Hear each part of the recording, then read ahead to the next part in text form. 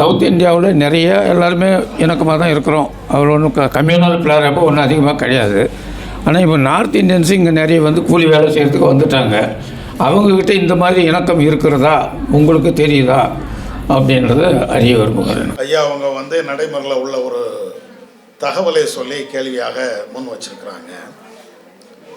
அதாவது தமிழ்நாட்டை பொறுத்த மட்டில் நாம் மத நல்லிணக்கத்தோடு வாழ்கிறோம். அது மெஜாரிட்டி மைனாரிட்டி அப்படின்னு எதையுமே நம்ம பார்க்கறது இல்லை. ஆனால் இங்கே வந்து மத நல்லிணக்கம்லாம் இருக்குது. அதே நேரத்தில் நார்த்து இந்தியாவில் இந்த மத நல்லிணக்கம் நிறைய சீர்கெட்டு போய் இருக்கிறது.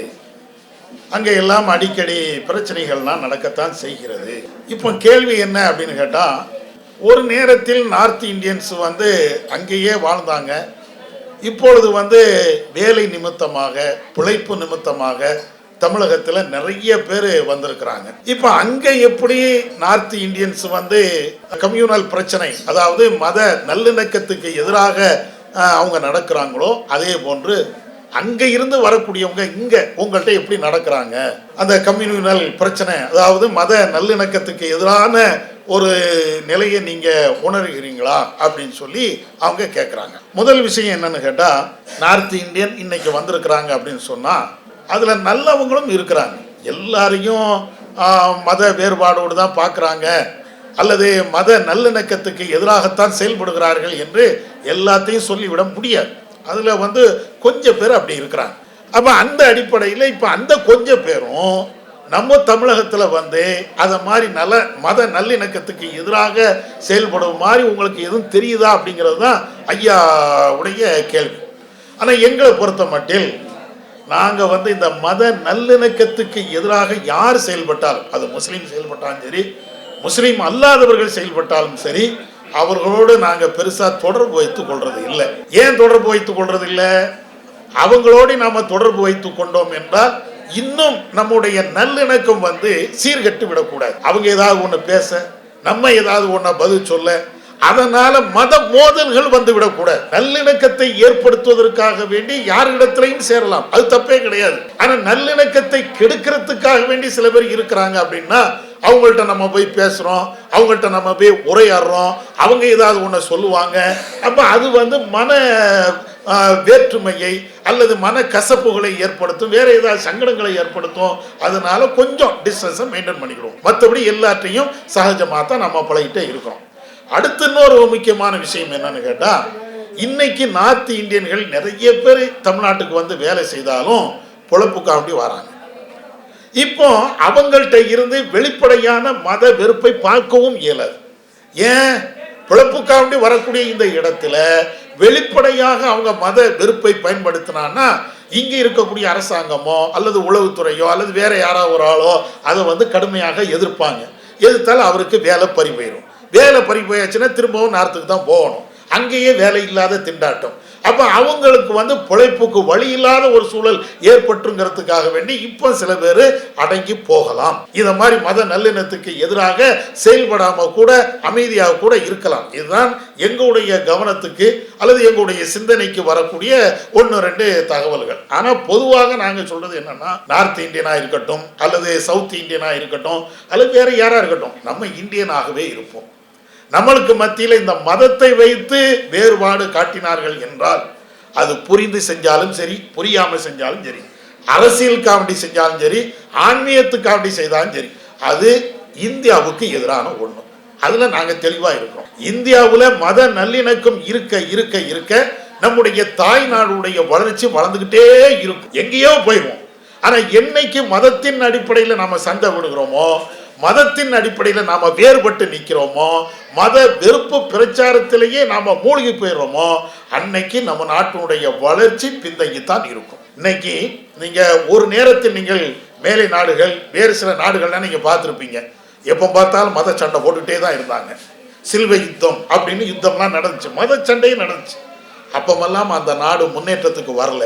இன்னைக்கு அந்த நாடுகள்லாம் நீங்க பாருங்க, நீங்க மதத்தை பற்றி அவங்களுடைய கொள்கை, ஜீசஸே ஒருவர் கடவுளா நம்புறாரா அவருடைய விருப்பம், அல்லாஹ்வை ஒருவர் கடவுளா ஏத்துக்கிட்டாரா அவருடைய விருப்பம், ராமரை ஒருவர் கடவுளா ஏத்துக்கிட்டாரா அவருடைய விருப்பம், இப்படின்னு மத விஷயத்துல தலையிடாம மத சுதந்திரம் கொடுக்கப்பட்ட அந்த நாடுகளுடைய வளர்ச்சியெல்லாம் நீங்க பாருங்க, எங்கேயோ பண்ணிப்பாங்க. யார் எல்லாம் மதத்தை வைத்து அரசியல் பண்ணாங்களோ அல்லது மதத்தை வைத்து கொண்டு சண்டை போட்டாங்களோ அது எல்லாம் பின்னுக்கு தான் போய்கிட்டே இருக்கும். அதற்கு நிதர்சனமான ஒரு நம்ம கண்ணு முன்னால் நடந்த ஒரு உதாரணம் இலங்கை. இலங்கையிலையும் இதே மாதிரி மதத்தை வைத்து தான் பயங்கரமா பிரச்சாரம் பண்ணாங்க. நிலை என்ன? பொருளாதாரம் வீழ்ச்சி அடைஞ்சு நாட்டு மக்கள் எல்லாம் கொந்தளிக்கக்கூடிய ஒரு நிலை. மியான்மர் நீங்க எடுத்து பாருங்க, அங்கேயும் மதம் வச்சுதான் இன்னைக்கும் பிரச்சாரம். அந்த நாடு இன்னைக்கும் ஒரு ஸ்டெப்போட முன்னேற முடியல. ஏன்? மதத்தை வச்சு சண்டை தானே போட்டுட்டு இருப்போம். நீங்க என்ன அடிப்பீங்க, நான் உங்களை அடிப்பேன். எங்க நாடு உருப்படுன? தொழில் நடக்குமா? வியாபாரம் நடக்குமா? எல்லாம் வறுமை தானே போய் நிற்கும். நம்ம ரெண்டு பேரும் அடிச்சுக்கிட்டு செத்துட்டோம் அப்படின்னு சொன்னா நாடு நாசமா போவோம்.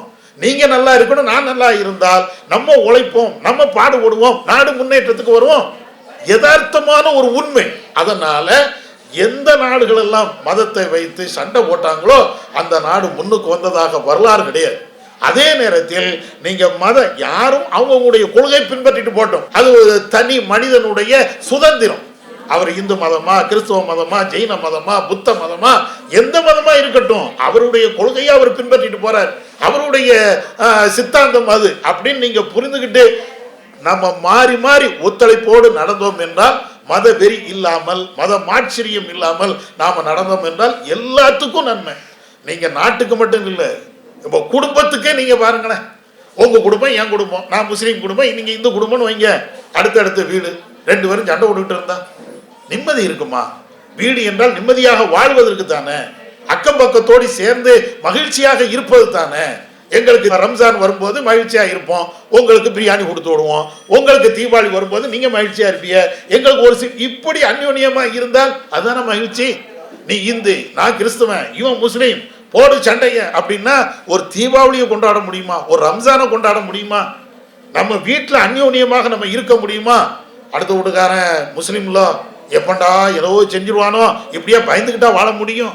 வாழ்ந்தா நம்முடைய தொழில், படிப்பு எதுவாக இருக்கட்டும், எதுலையாவது முன்னேற்றம் ஏற்படுமா? அப்போ ஒரு குடும்பம் முன்னேற முடியாது என்றால் ஒரு தெருவு முன்னேறாது. ஒரு தெருவு முன்னேறவில்லை என்றால் அந்த ஊர் முன்னேறாது. அந்த ஊர் முன்னேறவில்லை என்றால் அந்த மாநிலம் முன்னேறாது. அந்த மாநிலம் முன்னேறவில்லை என்றால் நாடு முன்னேறாது. இதுதான் யதார்த்தமான லாஜிக். அதனாலதான் நாங்க திரும்ப திரும்ப திரும்ப எவ்வளவு மத வெறுப்பு பிரச்சாரம் பண்ணாலும் மத வெறுப்புல போயிடாதீங்க. மதம் என்பது அவங்களுடைய தனிப்பட்ட கொள்கை, சித்தாந்தம், அவங்கவுங்க புரிஞ்சு நடக்கக்கூடிய ஒரு விஷயம். இதுக்காக வேண்டி அண்ணன் தம்பிகளாக இருக்கக்கூடிய நாம அடிச்சுட்டு சாக வேண்டாம், மன கஷ்டங்களை வளர்த்து கொள்ள வேண்டாம், எல்லாம் நிம்மதியாக இருப்போம். அது வடநாட்டுக்காரங்களாக இருந்தாலும் அவங்கள்ட்ட அதுதான் நாங்கள் சொல்லுவோம். எல்லாத்தையும் மத பிரச்சாரத்தை முன்னிட்டு அவங்க வேற ஏதாவது வம்பு பண்ணாலும் அவங்கள்ட்ட சொல்லக்கூடிய ஒன்று, உன் கொள்கையை நீ ராமரை வணங்குறியா, தாராளமா வணங்கு, நாங்க அதுக்கு எந்த முஸ்லீமும் குறுக்க வர மாட்டான், வரவும் கூடாது. அதே நேரத்தில் ஒருவர் ஜீசஸை வணங்குறாரா, தாராளமா வணங்கட்டும், அதுக்கு குறுக்க யாரும் வரக்கூடாது. அப்ப இப்படி நாங்க எங்களுடைய பிரச்சாரத்தை கொண்டு போயிட்டே இருக்கிறோம். அதனுடைய ஒரு கட்டம் தான் இந்த ஏற்பாடு. இந்த நிகழ்ச்சியும் அது மாதிரி ஒண்ணுதான். யாரா இருக்கட்டும், உங்களுடைய மத நம்பிக்கையை உங்களுடைய மனசுக்குள்ள நீங்க வச்சுக்கிடுங்க, இன்னொரு ஆள்கிட்ட திணிக்காதீங்க. அதை வைத்து கொண்டு சண்டை சச்சரவுலாம் போட வேண்டாம். அது எல்லாத்துக்கும் பின்னடைவு என்பதை திரும்ப திரும்ப வைக்கிறோம். ஆனாலும் சில பேர் அரசியலுக்காக இன்னைக்கும் பண்ணிக்கிட்டு தான் இருக்கிறாங்க. அதைத்தான் ஐயா அவங்க கேட்குறாங்க. ஆனால் எங்களுடைய கவனத்திற்கு பெருசா வரல. ஆனாலும் வராம இருப்பதற்கு காரணம் என்னன்னா, அவங்க இப்ப வேலைக்காண்டி வந்திருக்கிறாங்க. தொழிலுக்காண்டி வரும்போது வேலை இல்லாத ஒரு நிலை ஏற்பட்டுருமோங்கிறதுக்காண்டி கூட அவங்க தங்களுடைய அந்த சிந்தனையை அடக்கி வைத்திருக்கலாம் என்று நாங்கள் நினைக்கிறோம். இருந்தாலும் யாரா இருந்தாலும் இந்த மத நல்லிணத்துக்கு எதிராக செயல்படுவது என்பது நாட்டுக்கு எதிராக செயல்படுவது அப்படிங்கிறது தான் ஒரு பதிலாக உங்களுக்கு சொல்லிக் கொடுவோம். அல்லாஹு அக்பர், அல்லாஹ்